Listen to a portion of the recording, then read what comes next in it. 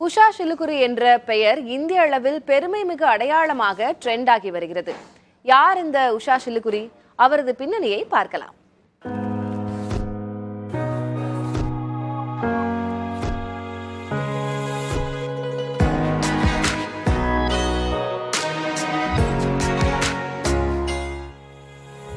அமெரிக்காவில் அதிபரின் மனைவிக்கு ஃபர்ஸ்ட் லேடி என்ற கௌரவம் வழங்கப்படுகிறது. முதல் பெண்மணி என்ற இந்த கௌரவம் அளப்பரியது. இதேபோல துணை அதிபரின் மனைவிக்கு இரண்டாம் பெண்மணி என்ற கௌரவமும் இருக்கிறது. இந்த அந்தஸ்தில் இந்திய வம்சாவளியைச் சேர்ந்த ஒருவர் இடம்பெற்றால் நமக்கு எத்தனை கௌரவமாக இருக்கும். மில்வாக்கி நகரில் நடந்த குடியரசுக் கட்சியின் தேசிய மாநாட்டில் துணை அதிபர் வேட்பாளராக ஜேம்ஸ் டேவிட் வான்ஸ் தேர்வாகினார். அதிபர் வேட்பாளராக களத்தில் உள்ள டொனால்ட் ட்ரம்ப் துணை அதிபர் வேட்பாளரை அறிமுகப்படுத்தினார். அப்போது ஜேடி வான்ஸ் தனது மனைவி உஷா சிலுகுரியுடன் மேடையில் தோன்றினார்.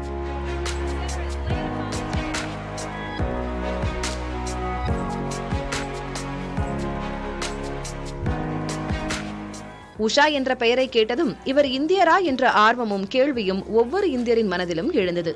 உண்மைதான், இந்த உஷா சிலுகுரி இந்திய வம்சாவளிதான். நம் சகோதர மாநிலமான ஆந்திராதான் இவரது முன்னோர்களின் பூர்வீகம்.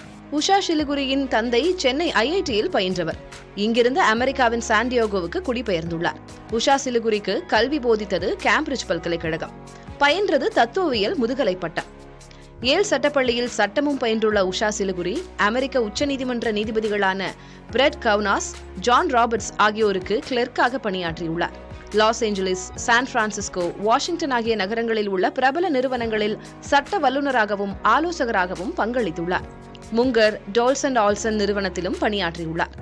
உயர்கல்வி, உள்ளாட்சி நிர்வாகம், பொழுதுபோக்கு, தொழில்நுட்பம் உள்ளிட்ட துறைகளின் வழக்குகளை கையாண்ட உஷா சிலுகுரி தற்போது அந்த பதவியை துறந்துவிட்டார்.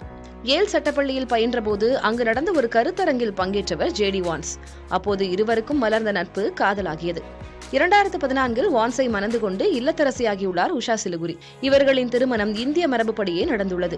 இந்த தம்பதிக்கு இவான், விவேக் என 2 மகன்களும் மிராபல் என்ற மகளும் உள்ளனர்.